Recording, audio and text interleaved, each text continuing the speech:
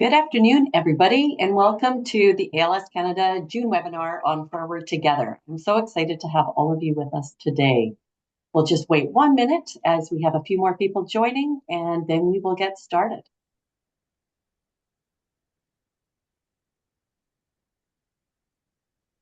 This is where I always think we need some music.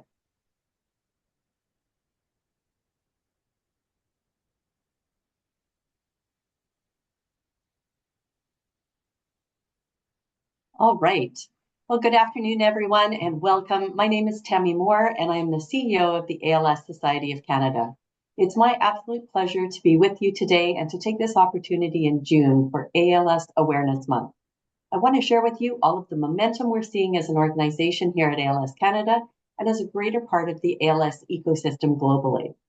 As we begin, I want to take a moment to acknowledge the land that we are gathered on. At the ALS Society of Canada, we continue to learn and work on addressing inclusivity, diversity, equity, and accessibility, or as we call it here at ALS Canada, IDEA.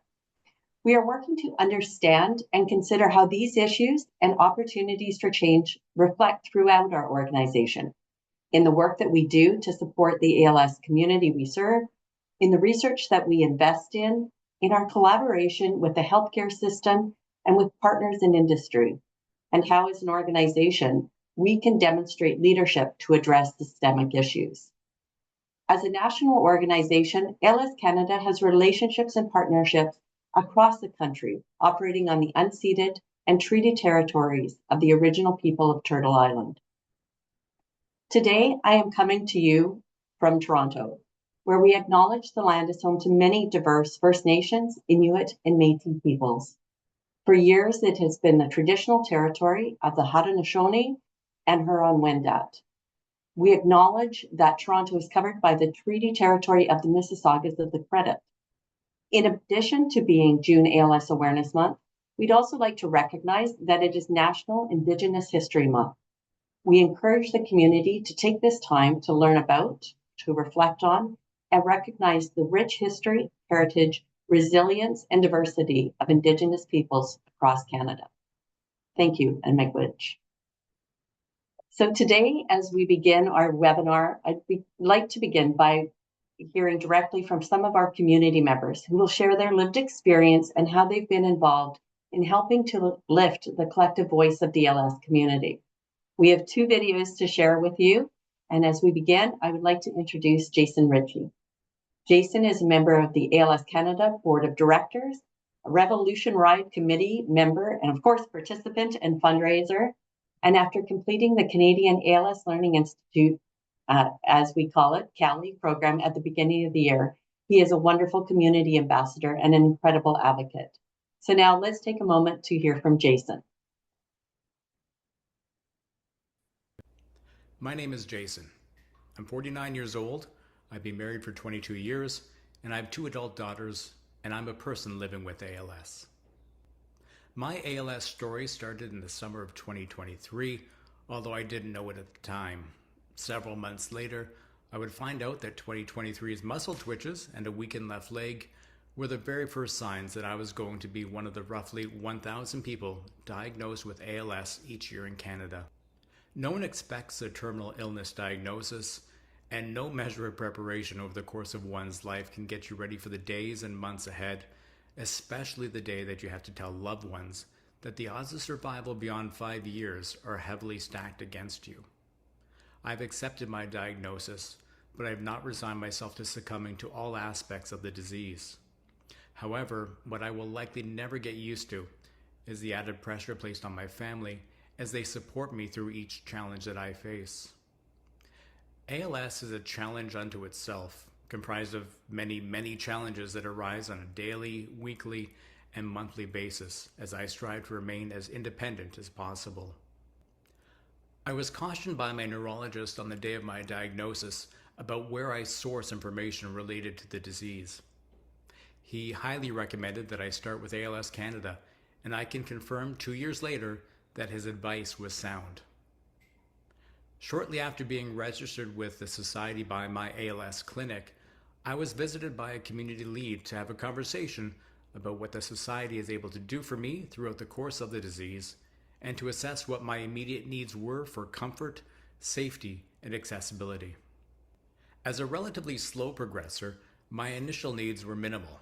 I knew that would likely not be the case for the long term, so I made a decision to get involved to give back to the organization that I would likely be calling upon over the course of what I hope to be many, many years. My first Google search for upcoming ALS Canada events after my diagnosis yielded me the Revolution Ride. Without hesitation, I registered myself and family to ride in my first ever charity bike ride. I found the experience to be extremely empowering and hope-inducing.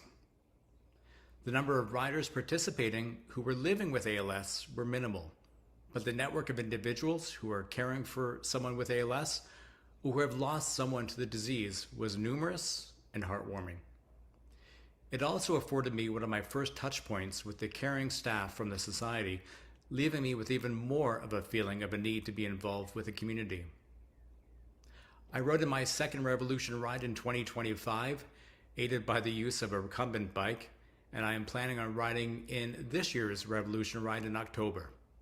I am extremely grateful for the network of supporters that I have behind me and helping me raise thousands over the course of my participation in the Revolution Ride. Approaching 1 year after my diagnosis, my daily activities became more difficult. After meeting with my occupational therapist and waiting less than a week for delivery, I was extremely appreciative of ALS Canada Equipment Program and the aids that they were able to make available to me. They were small items, but with a big impact, allowing me to continue to function independently and with dignity.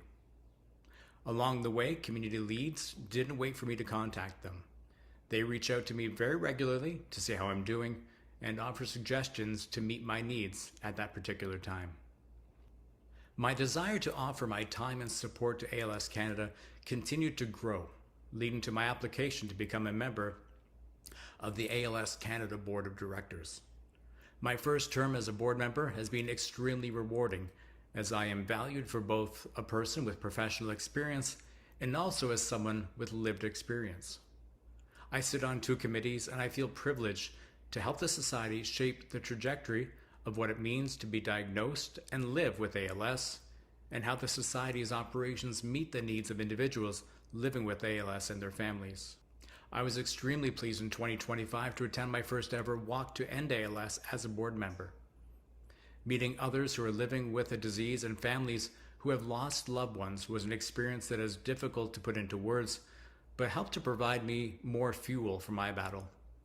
I will be walking with my family in this year's Mississauga Etobicoke Walk.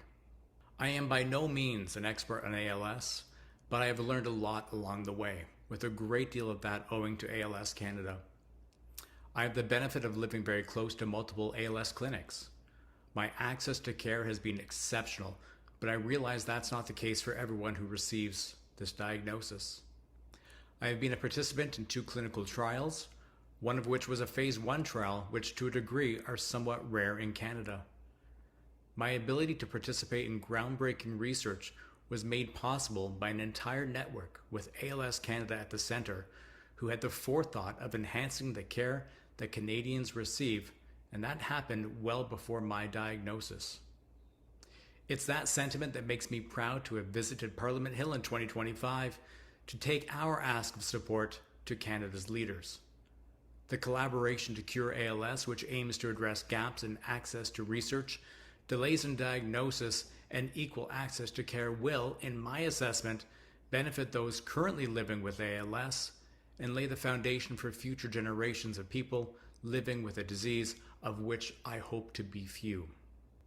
I would love nothing more than to have no other person ever hear the news that they have ALS. But like other diseases, the face of ALS is changing. Significant developments have happened not only in my lifetime, but within the last few years. By raising awareness and funds, I hope to be part of the efforts that result in a world free of ALS. Thank you to ALS Canada for giving me this platform to share my story and perspective on this disease that will one day be beat. Thank you very much, Jason. You're such an incredible speaker. We definitely see your communications expertise coming through and how you're able to share your story, but also in the innumerable ways that you have been engaged in our community and in our organization over the past year since your diagnosis. We look forward to hearing more from you later on in the webinar. And next we have Angie LaRue, who's going to be sharing her story. So Angie, over to you with the video. Hey everyone, my name's Angie. My symptoms started in the fall of 2021. And in the spring of 2022, I was diagnosed with probable primary lateral sclerosis. Since then, time's passed. My progression has been slow, so I feel so lucky. But now I have a primary lateral sclerosis, or PLS diagnosis. And I just wanted to speak to you about ALS Canada and how ALS Canada has really impacted the way that I've been dealing with my diagnosis. I would say it took a while to figure out what exactly was happening with me. But as soon as I was referred to the ALS clinic at McMaster University Hospital, I was able to contact ALS Canada.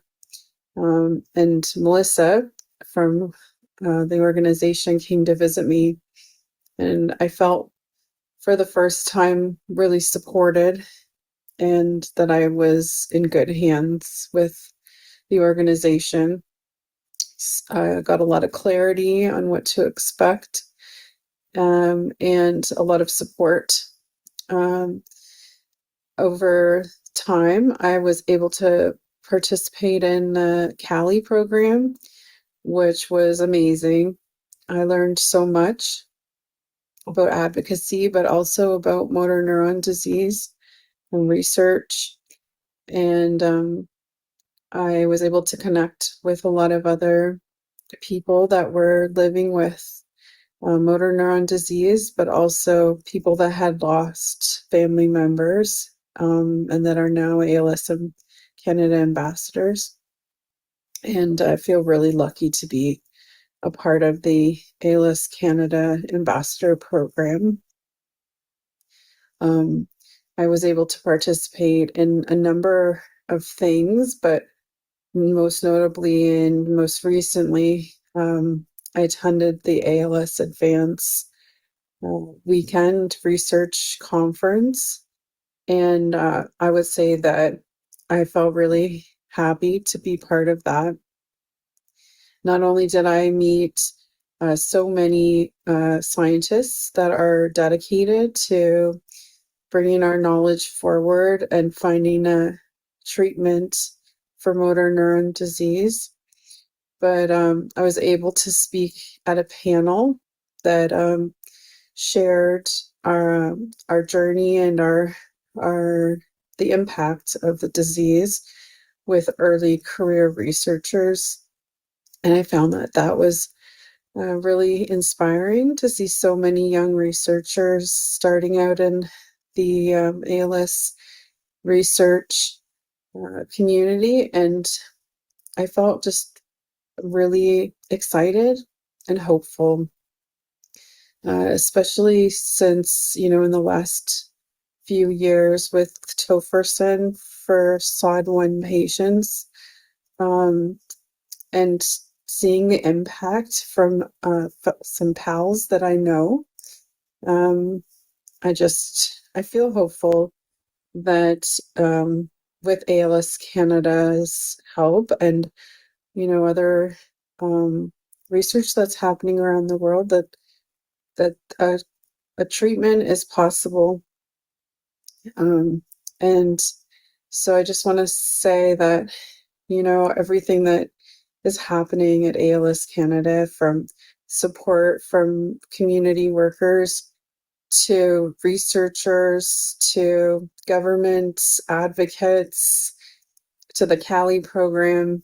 It's just amazing. And I'm so thankful for all of what ALS Canada does for people living with motor neuron disease. And thank you.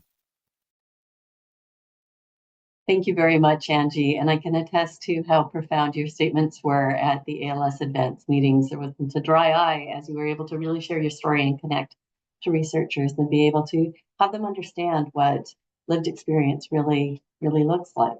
So really appreciate your contributions.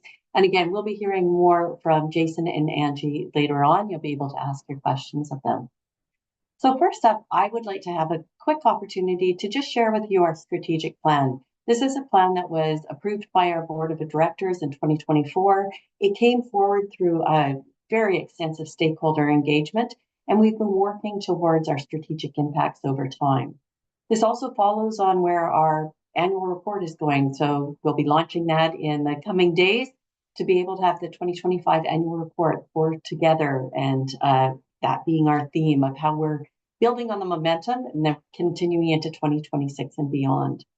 The pillars that you see here around leading Canada's contribution to global ALS research, driving equitable and timely access to the best possible standard of care, treatments and services, mobilizing collective action to advocate for maximum impact, and empowering informed decision-making and recognition of ALS is a bit about what we're going to end up talking to you about today. And we've got quite a number of our team members who are here to be able to share their background. As I've been attending the Walk to End ALS events, I've been so excited to be sharing the momentum that has been building. Here in Ontario, we've talked about the advocacy work that we did over the past few years, working with the clinics and working with the community, that led to an initial investment commitment from the Ontario government of $13 million over 3 years, directly for the community services and equipment program that ALS Canada is able to provide here in Ontario, as well as the funding that supports the allied health professionals in the 5 multidisciplinary clinics.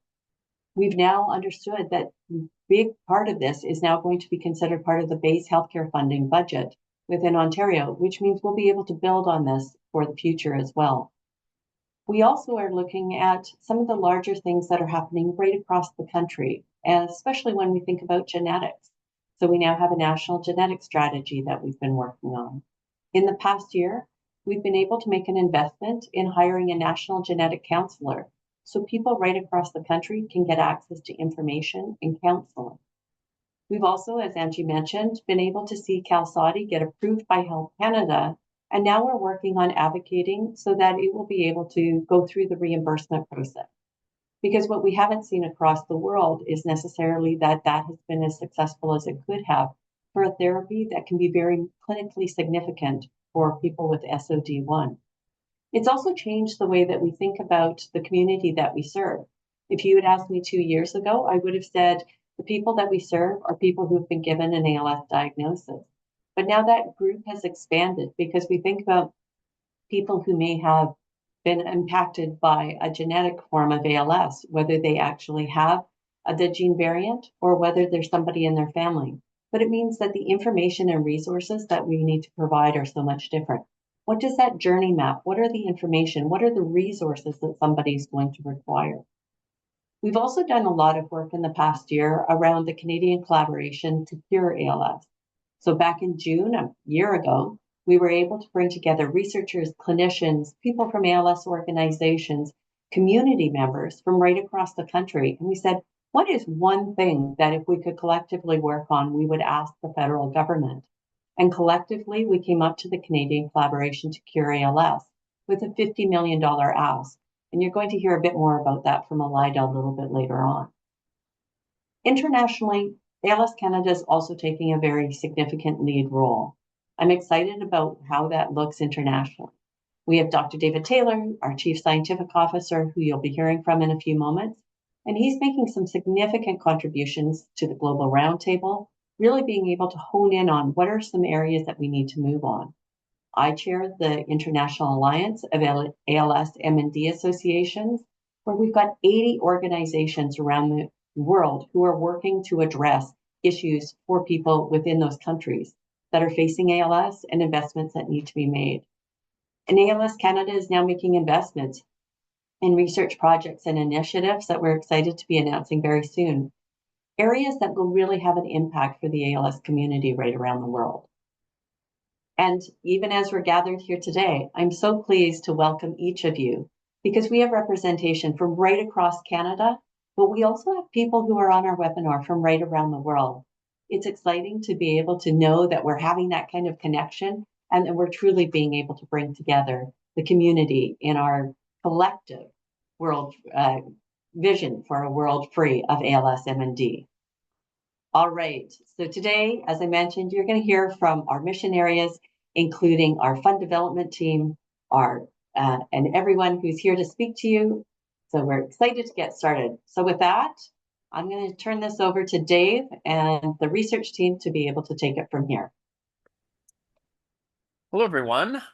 Please click for the next slide. And my name is David Taylor, the Chief Scientific Officer at ALS Canada. It's my pleasure to get an opportunity to just give you a little taste about what we're doing here in research. And as you saw in the previous slide from Tammy, our real North Star for our strategic plan is to have evolve and impact Canada's contribution to global ALS research. And the ultimate goal of that is we really want to be able to bring back treatments and better care for people living with ALS here in Canada.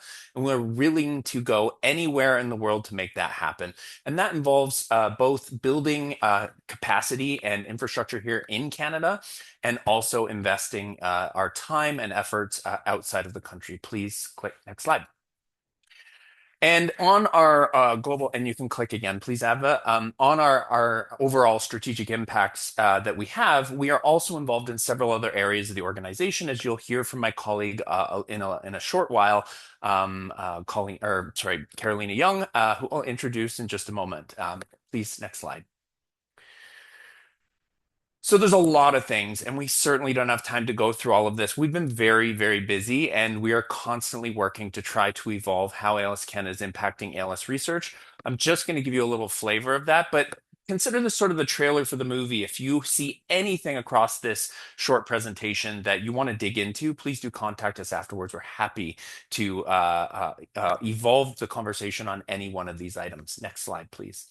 And we do all of this with a very small and ambitious team. So I'm fortunate to work on a lot of the strategy and the global research efforts. On the left at the top, you see Colleen Doyle. This is our Director Canadian Research. She's currently on a maternity leave, and her role is being supported by our Manager Canadian Research, Susanna Wu, who is just below her there.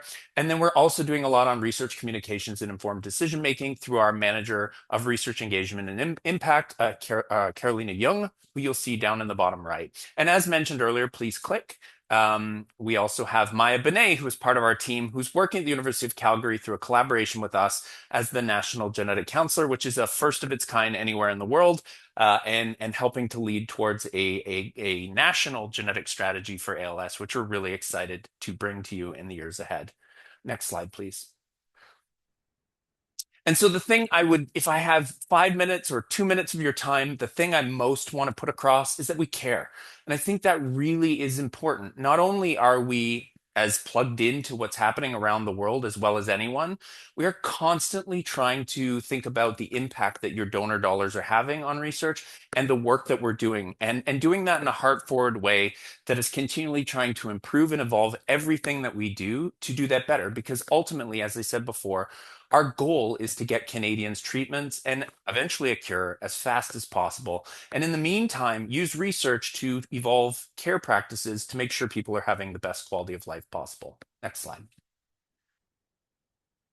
And so one of the things that we do as a flagship of our research program is we actually have competitions which are designed to take applications in and ultimately determine where's the best place to put donor dollars that come in and make sure that they're going to the best research here in Canada and in some cases outside of Canada to make sure that we are ultimately driving those dollars towards the best possible research and advancement of our understanding and treatment of the disease. Next slide, please. And we do this through a very rigorous peer review program. Happy to talk about this in more detail, but that is really the gold standard for these types of competitions to make sure that the funds are being used as wisely as possible. Next slide, please. And we also do a lot of strategic research funding. As you heard Tammy allude to, there is something called the Canadian Collaboration to Cure ALS.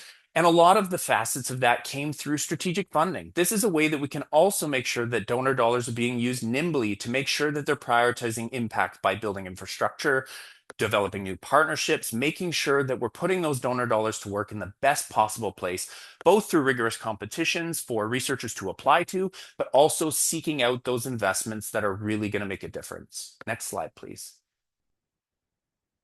And one of the things we've also done for many years is bring the Canadian research community together. One of the things we've done for almost 2 decades is the ALS Canada Research Forum. That was to help build an ALS community here in Canada.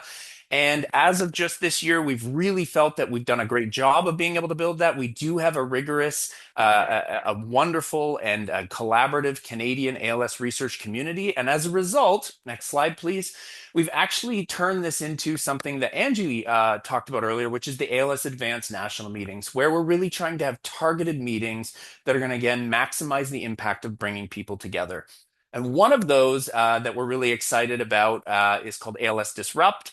And this is actually bringing together global researchers as well as Canadians to really have provocative conversations on how we can make a difference for the disease as fast as possible. And we're so excited about how it turned out this year. We will be returning with it in 2027. Next slide, please. And we've already got, and please click again, we've already got it planned and are starting to work on our strategy and the programming for how we will roll out ALS Disrupt in a bigger and better way in 2027. Next slide, please. We also, as an organization, we support the National Network of Clinical Research and clinicians across the country. This is an incredible collaborative group of all the leaders of the various ALS multidisciplinary care clinics that ultimately come together to bring clinical trials to the country, better clinical research opportunities, and to share best practices to, again, evolve better quality of life for individuals living across the country with ALS. Next slide, please. And we also, because we have changed from the ALS Canada Research Forum to the ALS Advanced meetings, want to make sure that we're continuing to nurture the impact of the Canadian ALS research community. And we're doing this through an engagement strategy that really helps to bring them together in a virtual way, in the way that we used to bring them together at the research forum, to make sure that we're continually building on those data sharing, story sharing, work sharing, and collaborative opportunities that this community can ultimately strengthen by coming together through better engagement with each other. Next slide, please. We also provide travel awards for Canadians to go out to international meetings so that they continue to talk about their work and form new collaborations outside in the global community. Next slide, please. And we're also connected to that global community. As I said earlier, we are pretty much as connected as anyone, anywhere in the world, to a wide array of stakeholders in the ALS ecosystem, whether that's researchers, clinicians, community advocates in other countries, organizations across the world, industry at all levels of research. We are really trying to make sure that we are connected to them so that we're in a sort of world where we can pick up the phone and talk to anyone we need to be able to leverage donor dollars or to have greater impact with the work that we're doing, both on our own and collectively in a collaboration. Next slide, please. And we are also doing a lot around the world to actually influence where donor dollars are going. And I won't get into all of these. If you see something interesting, happy to talk about it. But if you could please click Adva, I'll just say that the important piece here is that it matters. Please click again. Because here we provide about $2.5 million Canadian in grants and award annually, and we make sure that goes to the best possible research. But we're also influencing investment of more than $100 million US annually to try to make sure that donor dollars are going the best possible place all around the world. And that means that every donor every dollar that is donated to ALS Canada for research is leveraged over 50 times because we are ultimately influencing the impact of other organizations as well as the work that we're doing on our own. And I'm now pleased to pass it off to my colleague, our Manager of Research Engagement and Impact, Carolina Young. Thanks, Dave. So in addition to all the things that Dave mentioned in providing support and funding towards ALS research and supporting researchers, we also really aim to support the other end, which is our community and the people actually navigating that research, because we know it's an extremely hard navigation to go through. So we really do provide support in certain topics such as genetics. So in addition to Maya, our ALS National Genetic Counselor, we also have the Gene Hub, So here is a dedicated area on our website where you can find information on ALS genes, how to find counseling and testing in Canada, and even information on, for example, how to talk to youth about ALS and MND genetics, because we know those are really hard conversations to have within the family. So if you have any questions at all about genetics, the Gene Hub is a really great place to start. Next slide, please. And in addition to the Gene Hub, we also have a lot of other resources that touch a lot of other research areas. On our website, we also have a lot of blog series to not only keep you up to date with ALS research and breaking down press releases, for example, and kind of navigating that clinical trials landscape, but also we help you understand topics such as brain-computer interface and even what are biomarkers in ALS research. And on the other end, we also really want to show you the impact that you're having by supporting our research program and by supporting us and allowing us to do everything that Dave just mentioned. So we also have some series to showcase what we're doing together and our efforts and kind of the ways that our research program and our efforts are pushing for discovery. Next slide, please.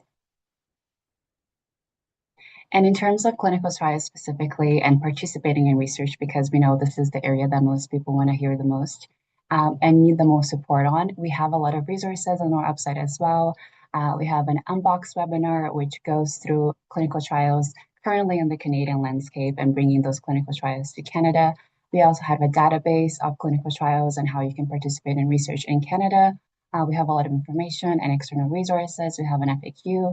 So really just really help you as you start navigating your research journey and keeping up with the landscape in Canada. And next slide, please. And if you have any questions whatsoever about research or trials at any point, we have the ALS Research and Clinical Trials 101 Q&A drop-in, which is exactly that, is a Q&A drop-in, and you're free to drop in at any time. If you have any questions at all, want to chat with our team, maybe you heard about a clinical trial, maybe you saw something research in another country, or maybe about a press release, we're here to help you break those down and really talk about what it really means in a really comfortable session. So please feel free to register. We hold these monthly and you can register on a webinars page. And that's it for research. Thanks, Carolina. My name is Kim Berry and I oversee our community services project. And I just want to take a moment to thank Jason and Angie for sharing their stories, because that means that as a team, we don't actually have to share as much. They did a wonderful job highlighting the work that our team does. So we're going to go to the next slide, which is just a few pictures of our community and the work that our team is doing. As we go into the first part of this section on community services, I'm going to talk about Ontario specifically. So as we go to that next slide, it shows some of the things that we do provincially. We're going to have an opportunity to share our national work with Emily, who is our national community lead, who'll speak next. So for Ontario specific supports, we have community leads. So we have 9 community leads who work with people who are diagnosed with ALS in Ontario. And so one of the first points of contacts for some of those people is us being in the clinic and supporting them through the diagnosis. But also when they leave that hospital setting with a diagnosis, they have someone who can help navigate right from the beginning and answer those questions. So provide that some more support that people may have, because their needs are very different. When someone is diagnosed at a younger needs, their age impacts what they require in terms of the level of support. So you can imagine being left on an island, and that our hope is that that does not happen with anyone. Our community leads really help navigate those conversations, those difficult conversations about advanced care planning, what your wishes are, what you would like in terms of support, who you would like in your house, making sure you have equipment through our equipment program with an occupational therapist doing the prescribing of that item for us. Our team also is having conversations around what type of bereavement support someone needs. So that community lead follows that person the entire time they're living with ALS. And when that person does unfortunately pass away, we're able to step in and provide that support to their family to make sure that they have the resources they need. Our team also has a great opportunity to facilitate support groups that happen 8 different times in a month. So for people who are living with ALS, for their caregivers, for what we call open groups, it's an opportunity to come together and support each other. And that's a really a way to ensure that people are not isolated and they actually have that connection with someone else who's going through the disease, no matter where they are in that province. A big part of what we do is actually having somebody in clinic. So having that resource right there, like I said, about being there when someone's diagnosed, but also, in between your visits with your team, being able to check in on with you, making sure that the resources within the clinic are able to meet your needs, reaching out if you have a change of status. That's a really great option to ensure that they are followed through within the healthcare system. And then a big part, which was mentioned by Jason earlier, is our equipment program. And so ensuring that people have access to items when they need them. So the ALS Canada Equipment Loan Program is really a recycle model. You use an item till you don't need it anymore and you return it to us. And we have 44 different items in our loan program that help manage the symptoms and make sure that people are as independent as possible as the disease progresses. We also have options for funding and a funding assistant program, which is a really amazing ability to help people access equipment if their income is limited. And then a big part of what we do is we actually accept donated equipment. So Tammy highlighted that the provincial government has invested in ALS Canada, but the reality is this program is very expensive to run.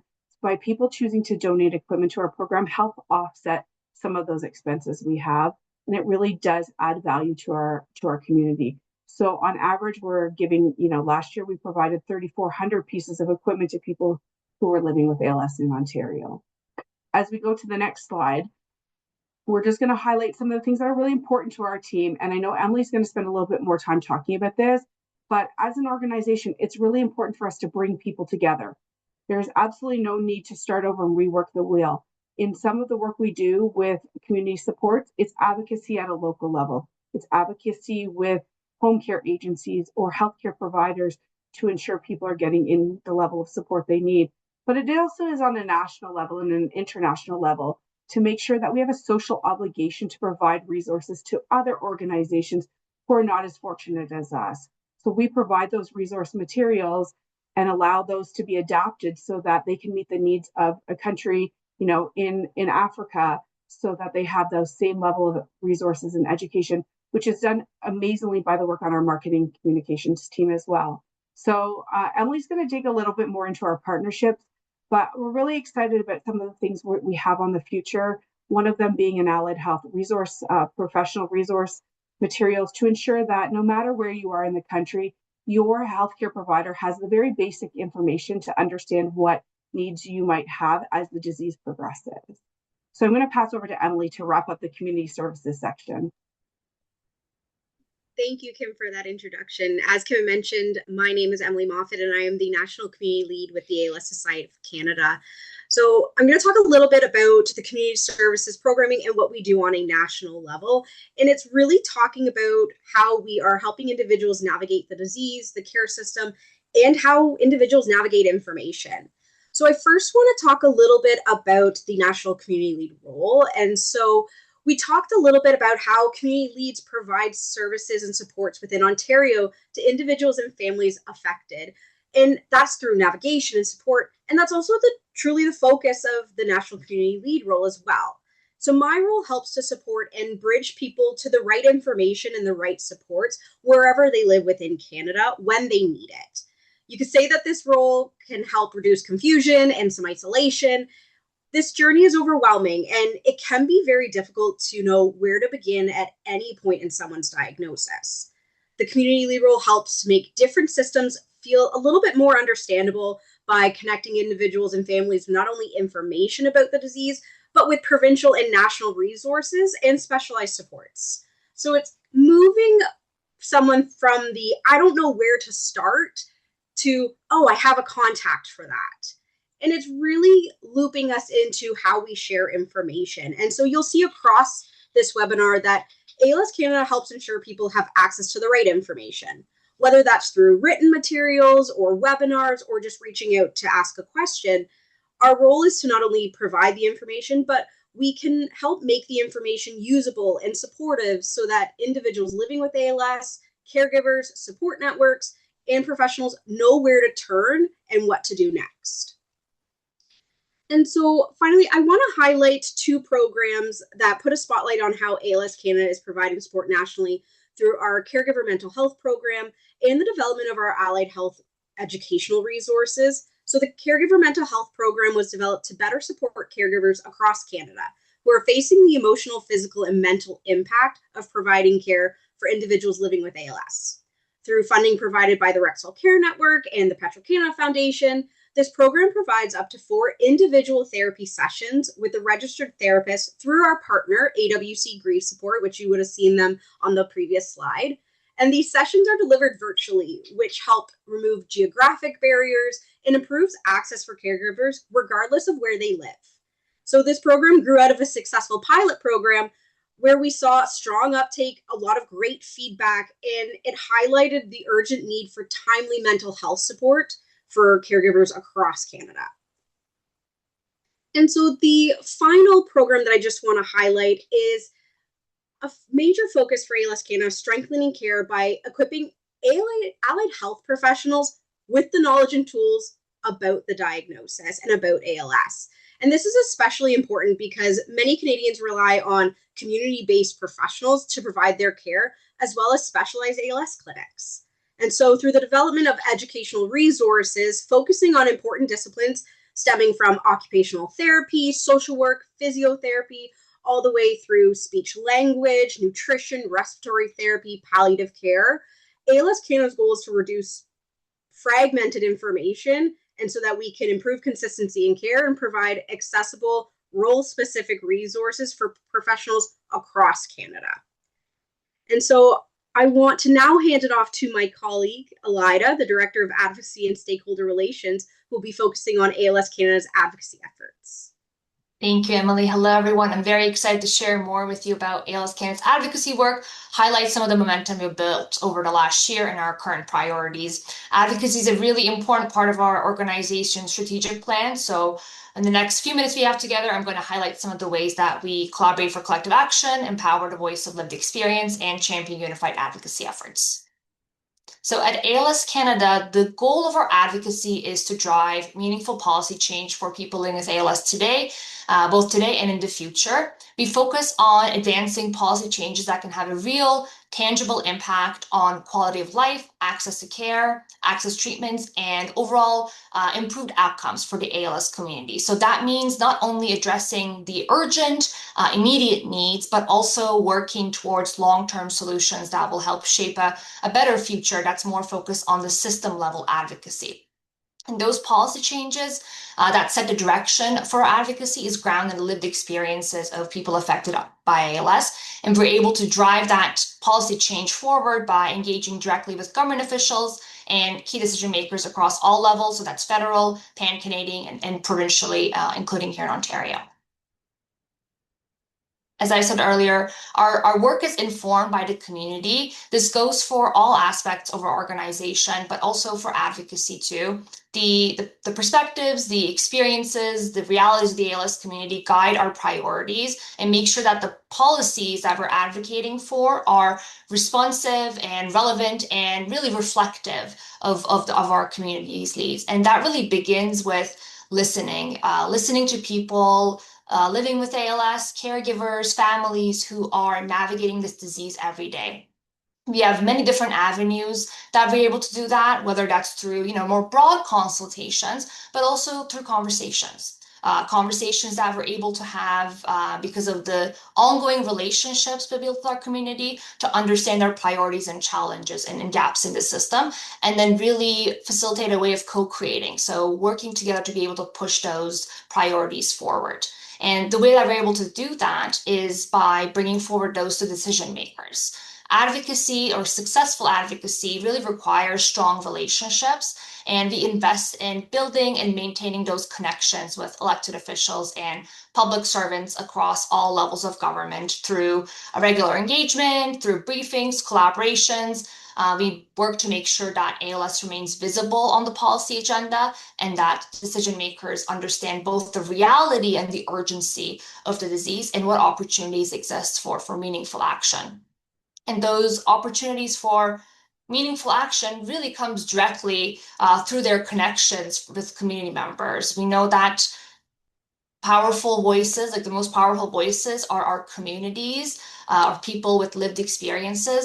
At our organization, our advocacy is always evidence-based. We always aim to bring the credible data, the information for decision makers, but data alone will not move the needle. So having our community members directly share their experiences is what helps drive change. So that's why we equip and support members of the ALS community to share their stories, participate in advocacy efforts, and engage with policymakers directly, whether it's through programs like the Canadian ALS Learning Institute, which you heard from Jason and Angie, and my colleague Jennifer will tell you more about that shortly, or it's through tools or opportunities to get involved. We aim to make advocacy accessible and impactful so that people feel confident and supported in driving that change. And finally, through a culmination of all of these principles, we position ALS Canada and the ALS community as a trusted partner to government.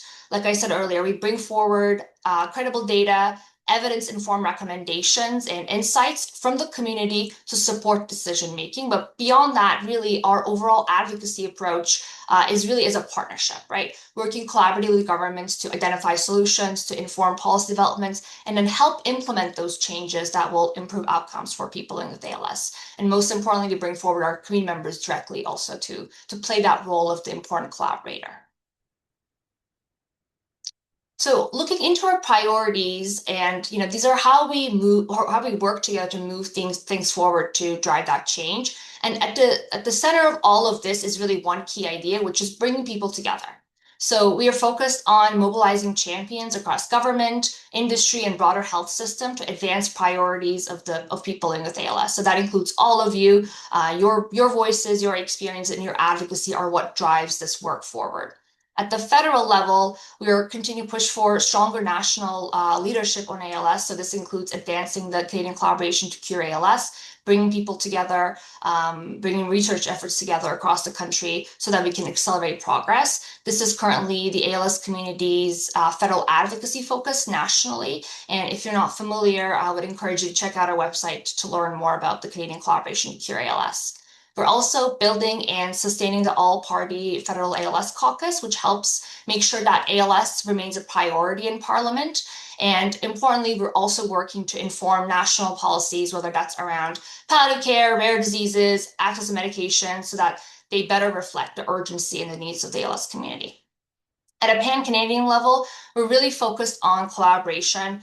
ALS, of course, doesn't stop at provincial borders, so neither should our efforts. We work with partners across the country to improve how people access therapies, for example, helping to inform and speed up drug access pathways. We're also bringing organizations together to align our advocacy, share what we're learning, use the data and evidence to push for system-wide improvements across the country. And this level of coordination helps us speak with a stronger and unified voice, of course. And at the provincial level here in Ontario, we're focused on improving access to care and supports. That includes advocating for timely and equitable access to ALS therapies through provincial reimbursements, strengthened Ontario Provincial ALS program, and making sure that people have access to home care and community services they need to live with dignity and support. What I'm missing from this slide is also the work we do internationally through the International Alliance ALS and MND associations. We also play an important role there in sharing learnings, resources across areas that are relevant to our community, such as including, access to therapies, access to care. So we play a key role in that, in being able to share our experience in Canada to help drive change globally.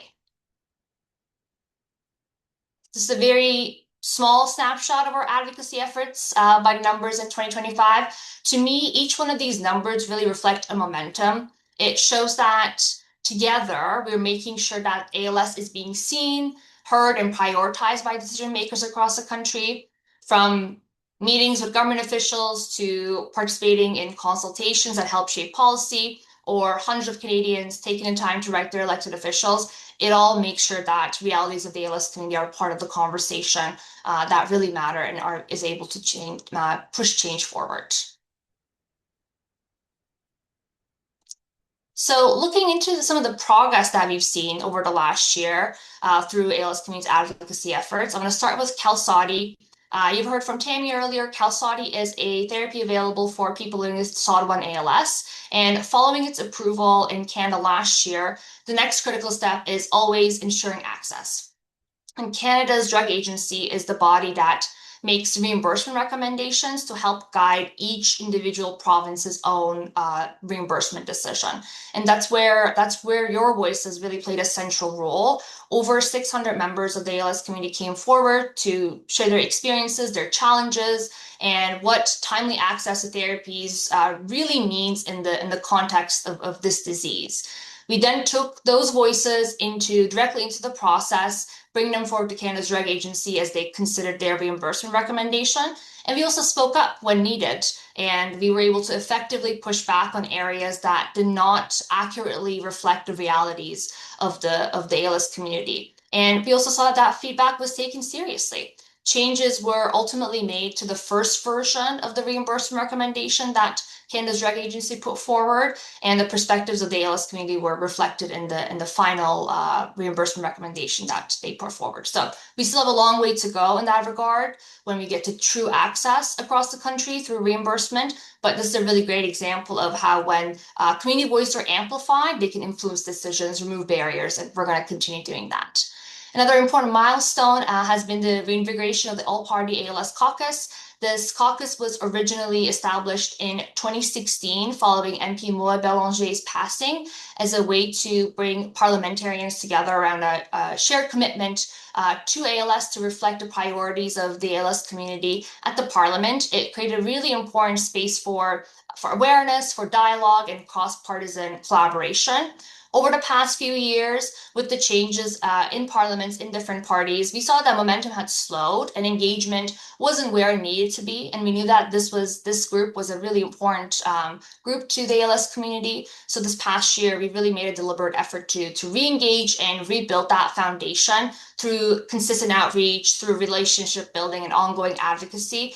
We've been able to bring that renewed energy and commitment back into the caucus. So what this means in practice is that there's once again emerging engaged champions within Parliament who understand ALS, who know the ALS community, who are asking questions, and who are helping to keep the issues visible at the federal level. And we're looking to keeping that momentum and engagement forward, especially as we drive forward progress for the Canadian collaboration Cure ALS. And again, you heard earlier from Tammy, but Canadian Collaboration Cure ALS is really another great example of how our advocacy work is really shaped by our community voices. It began last June through ALS Canada's National Research Summit. People across the ALS community came together, people living with ALS, caregivers, clinicians, researchers, and provincial organizations, all in one room, sharing their perspectives and identifying what needs to change and what our collective advocacy efforts should be directed at. And what came out of that summit was a really clear message that there needs to be greater, more unified approach to research and a greater federal leadership to move things forward. So from there, we work to translate those community-driven priorities into a clear advocacy focus, which is the Canadian Collaboration Cure ALS that brings together 4 initiatives: Capture ALS, Canadian Neuromuscular Disease Registry, Canadian ALS Research Network, and Access ALS. And it very much reflects what we heard directly from the community and turns those insights into a path forward through an investment. And we've also seen that momentum carry forward through our efforts like our Federal Advocacy Day on the Parliament, which you've heard from Jason, also known as the Hill Day, where members of the ALS community were there to be able to speak from a unified voice to call for a federal investment in the Canadian Collaboration Cure ALS. We've had more than 40 members of the ALS community across Canada there, people living with ALS, caregivers, researchers, clinicians, and provincial ALS organizations. It was truly an amazing 2 days where we really saw the power of coming together as a community, and when we're aligned around shared priorities, the clarity that creates for decision makers and the momentum it creates and how that strengthens our ability to advocate for meaningful change. And I'm really, really pleased to say that that momentum around the delegates from the Hill Day is still being felt, and it's still there in terms of the energy and dedication. So as I'm wrapping up, building onto the momentum from 2025, this year, the Canadian Collaboration Cure ALS will continue to be the federal advocacy priority for our community, continue to push the coordinated national effort that accelerates research, expands access to clinical trials, and ensures that Canada is contributing meaningfully to global progress on ALS. At a pan-Canadian level, this year we've started our work around the cost of ALS study. This work is really critical because it helps us tell the full story, not only the health impact of ALS on individuals, but also the economic and the social realities families face across the country. So through this report, we're analyzing the direct and indirect costs, economic and social costs of ALS to families, and also looking at the overall costs of the healthcare system, so that by grounding our advocacy in strong data and lived experience, we can push for more informed policies and real system level change. The report will be released in the coming months, and we're really excited to share that with you all and use it as evidence to fuel our advocacy forward across the country. In addition to the study, reimbursement for Qalsody is also a priority. Like I mentioned earlier, the drug is currently undergoing reimbursement negotiations through the Pan-Canadian Pharmaceutical Alliance, and we want to see that process move swiftly. We want to see all the provinces reimburse this therapy, so our advocacy on that end will continue as well. And at the provincial level here in Ontario, the focus remains on strengthening the Ontario Provincial ALS program, building on what exists, demonstrating its impact, and continuing to improve access to coordinated care and support for people living with ALS. We've already had an opportunity earlier this year to bring forward members of the ALS community directly with provincial decision makers, including the Premier and Minister of Health, and that was a great demonstration of the strong relationships where we've built, and we're looking forward to continuing that. I'll just close by saying, across all these areas, what remains constant is the role of the ALS community. So looking into this year, I would encourage you to stay engaged, get involved in ways that's suitable to you so that we can all collectively help drive change forward. So I'm going to pass it over to my colleague, Jennifer Asselin now. Thanks, Elida. All right. My name is Jennifer Asselin. I'm the Vice President of Marketing, Strategic Communications, and Knowledge Exchange for the organization. And under my portfolio is really the empowering of informed decision-making and recognition of ALS. And that includes ensuring that ALS Canada remains a trusted go-to source for timely, credible information on ALS, mobilizing knowledge exchange, and of course, advancing awareness and understanding of the disease.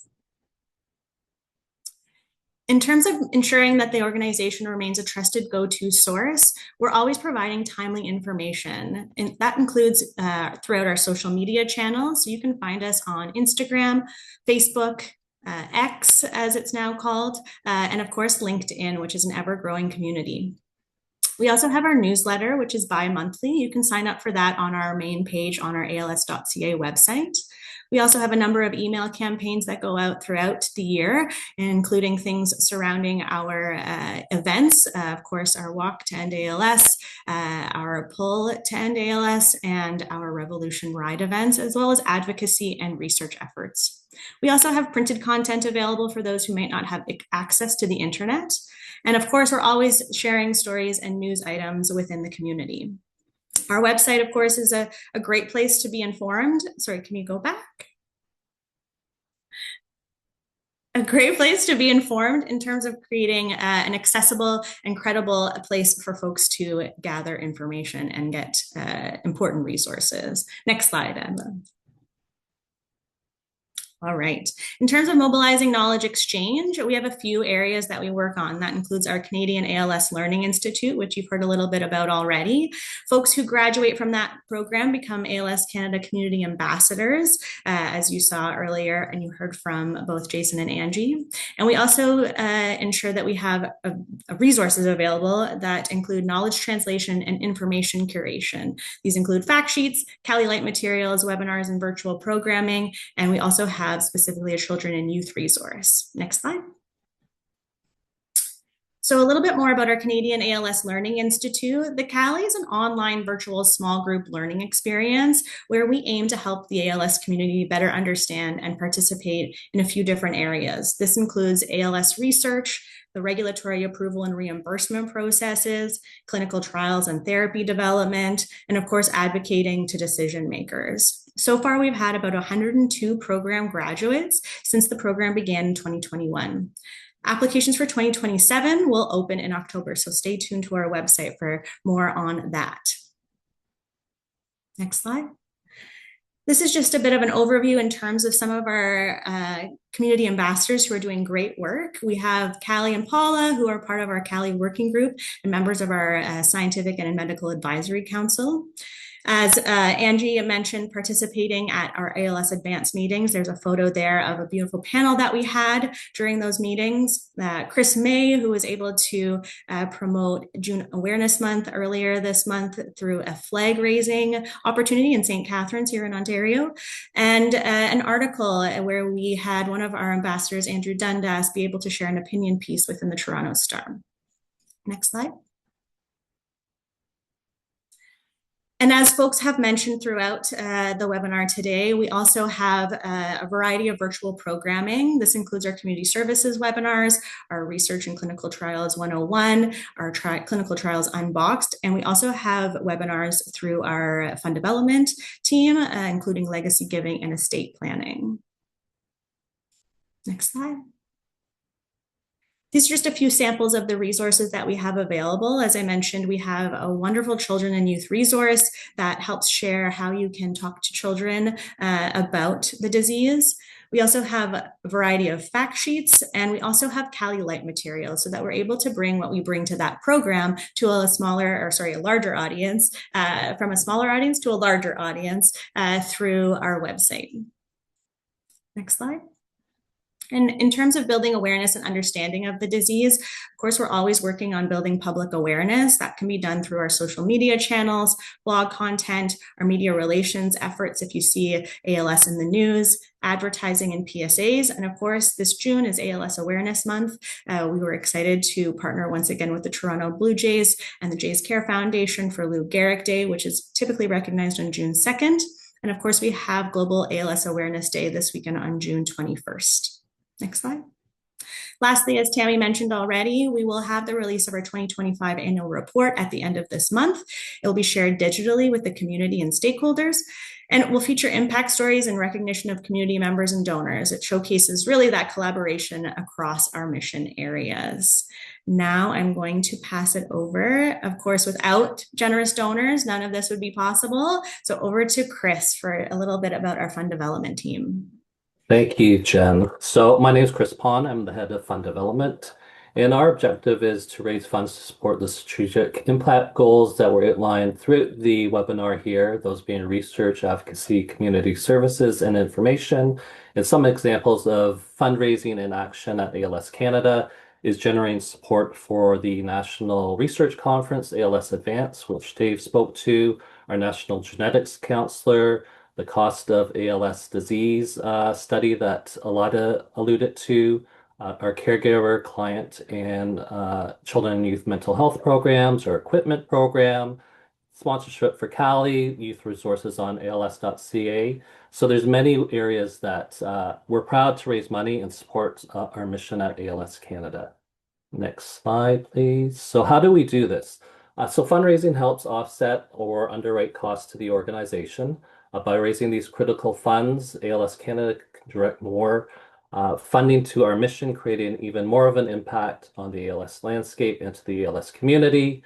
Listed here are a few examples of vehicles that we use to activate fundraising, such as sponsorship, direct mail, and major gifts, to name a few. Next slide, please. So how do we do this at ALS Canada? So we purposely drive our growth through diversification. We maintain a diversified revenue stream to ensure funds are available and consistent for our mission. And we are also able to protect our mission during uncertain times, such as COVID that happened a few years back. This also allows us to identify and invest in areas we see there's opportunities. In this chart, you'll see the 7 core areas of fundraising for ALS Canada. Annually, we generate about $9.5 to $10 million a year through these fundraising programs. And on average, it costs 30 cents to raise a dollar. ALS Canada is well aligned to CRA, who suggests keeping fundraising and administrative costs below 35% of donations, and Charity Intelligence Canada, who states costs below 25 to 30 cents per dollar is considered efficient and effective.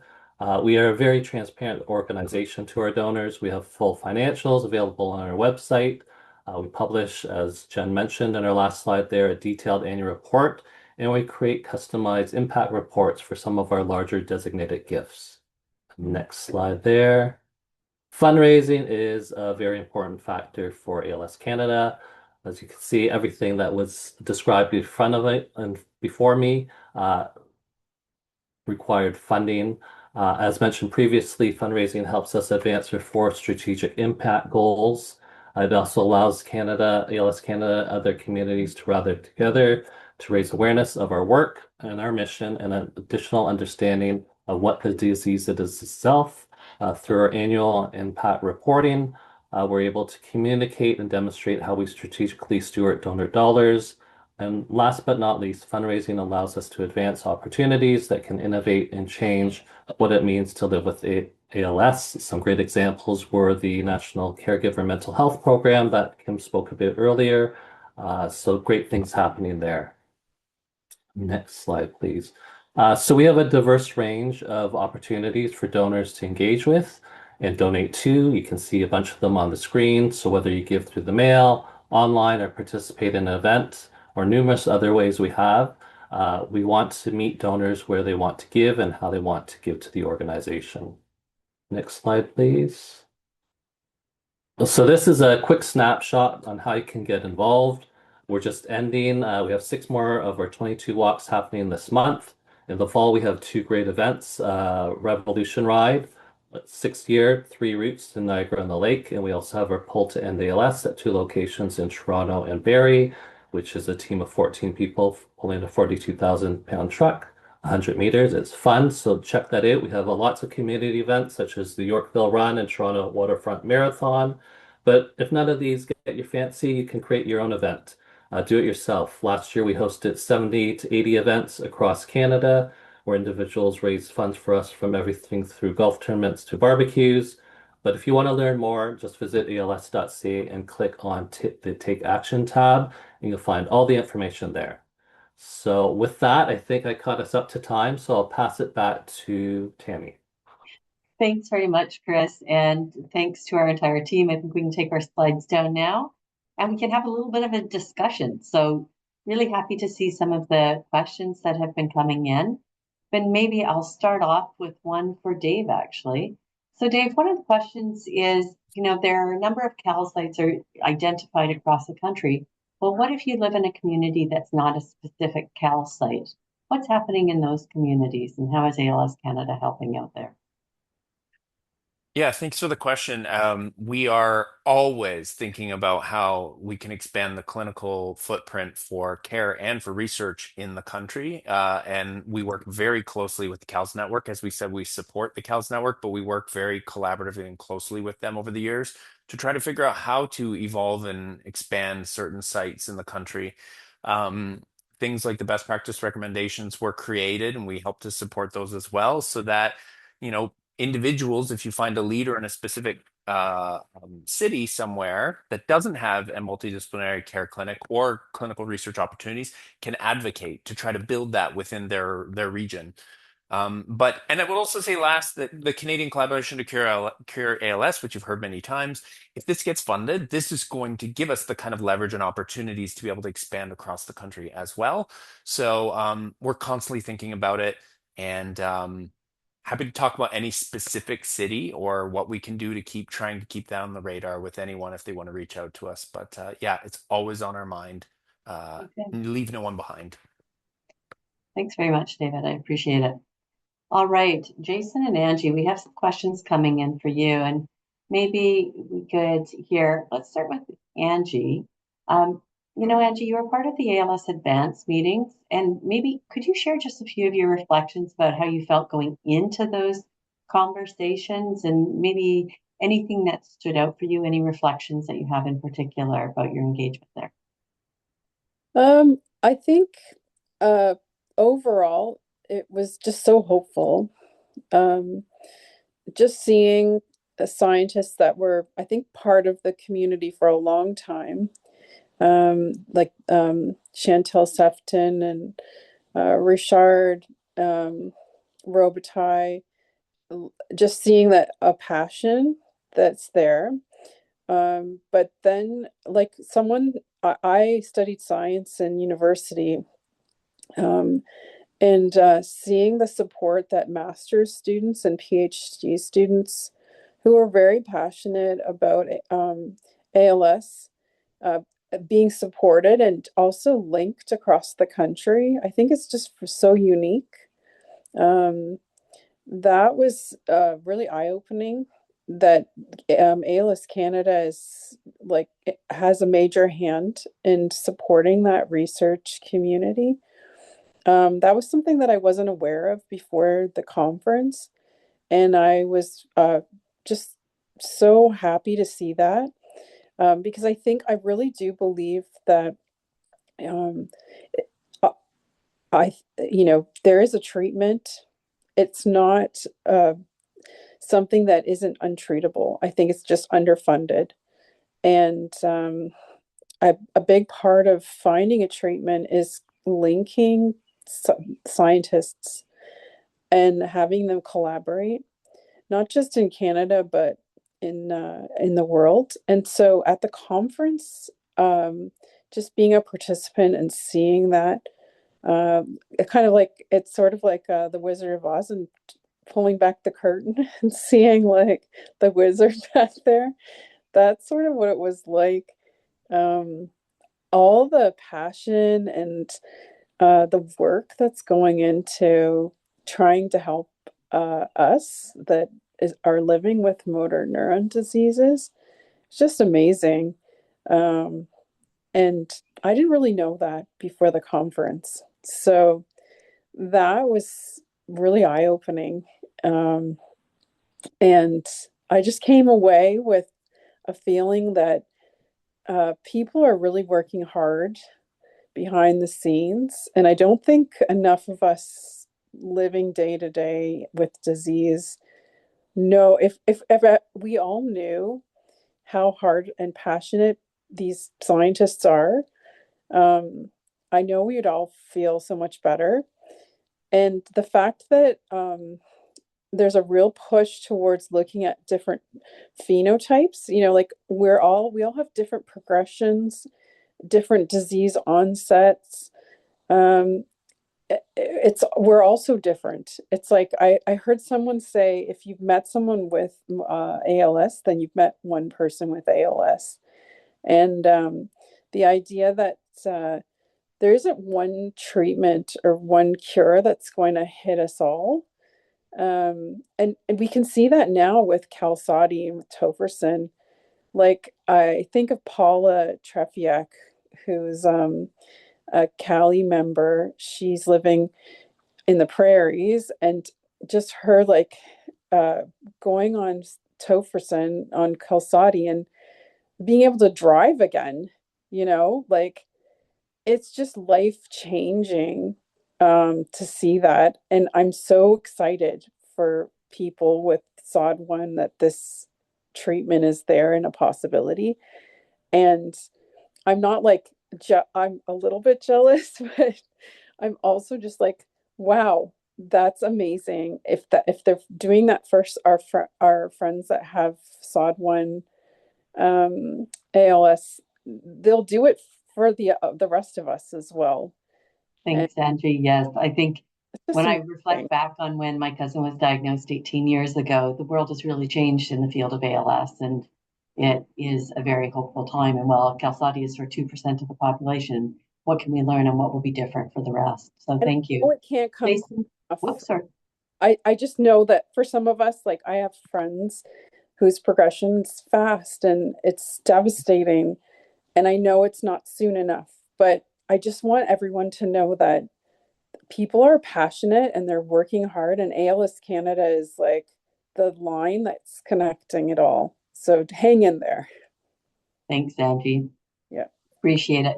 Jason, we have 1 minute to wrap up, and I would love your final thoughts. You've been involved in so many different ways in the ALS community since receiving what, most people would consider to be a devastating diagnosis, and yet you remain positive and hopeful, and you're looking forward.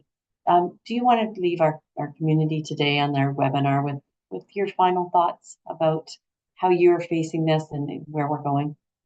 100%. And a lot of it is very much in line with what Angie was just saying. It's the word collaboration comes up over and over again. We're using it for the collaboration to cure ALS, but there's a collaboration of researchers, of clinicians, of everybody who's working in the same direction to get to that goal of a treatment. As I said earlier, that I've seen progress happen since I was diagnosed. I know this particular webinar was not scheduled with me in mind, but June 18th for me is actually my exact 2-year diagnosis in 2024. So it hits me a bit differently as I speak to it. As I get to each new anniversary on something, I feel different each time, but I'm so fortunate to be here and still have an actual voice and my ability to be able to use my voice in a positive way. Um, People ask me often, where does hope come from? I get hope from the people who surround me, that I surround myself with. My family is there for me, encouraging me every single day. The first few weeks and months were not pleasant. I was not, it's not a diagnosis I will ever understand. I've accepted it.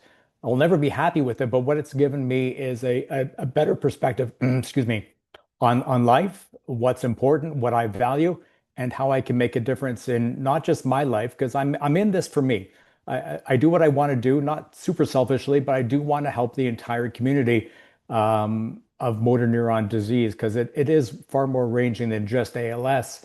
And to be a part of this community and be given the platform to be allowed to use my voice and get out there in every possible opportunity, that's where my passion lives right now, and that's my purpose in life. So I appreciate speaking here today and just getting to have these experiences with people as we all collectively work towards getting to that world free of ALS. That's the beacon on the hill that I want to be here to see. And if I can't see it, at least my legacy would be that I tried to get to that point. Thank you very much, Jason. It's very touching and very moving to realize this is your second anniversary. It's, as my friend Eddie had said, it's not an anniversary you necessarily celebrate, but it's certainly something you acknowledge. So appreciate you being here. And thank you to Jason and to Angie for being part of our community today. To all of our team, you know, this webinar is tight even at an hour and 15 minutes. And as you can see from the work that's being done and the work that's being done here in Ontario, in Canada, and around the world, this could be going on for many more hours, because we really, to Dave's point, have used this bit as a trailer of so many other things that our organization is doing and so many ways that you can be engaged. So we really appreciate your engagement here today, your participation. There were some questions that we didn't get a chance to answer, so we'll be taking those offline. And also, if other questions have come up, please email us at communications@als.ca. We've got lots of great resources on our website at als.ca. We'd love to be able to help support you in your journey and what it is that you need as well. So with that, it is June ALS Awareness Month. We're coming up to Global ALS Awareness Day on June 21st. And just that opportunity to bring your voice, your perspective, your story forward to be able to help make ALS much more visible as we all collectively work to create a world free of ALS MND. With that, be good to yourselves and to each other. Thank you, everyone.